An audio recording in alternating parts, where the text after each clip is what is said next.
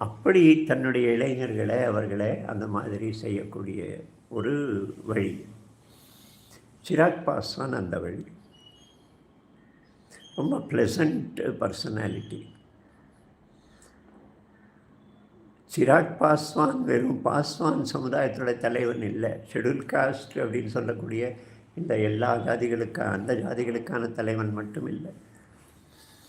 மற்ற எல்லோரும் schedule cost அல்லாதவர்கள் கூட அவரை விரும்ப முடியும், அவரை ஏற்க முடியும். நாளைக்கு Chirag Paswan chief minister candidate அப்படின்னு சொன்னால் மற்ற ஜாதிகள், நீங்கள் உயர்வு தாழ்வுன்னு சொல்கிற உயர்ந்த ஜாதிகள் கூட, எஃப்சின்னு சொல்கிறாங்களே, எஃப்சி பிசி எல்லோரும் சீஃப் மினிஸ்டர், அவர் எல்லா சமுதாயத்துலேயும் அவருக்கு ஆதரவு இருக்குது. எல்லோரும் விரும்பக்கூடிய ஒரு தலைவனாக இருக்கிறார். யாரையும்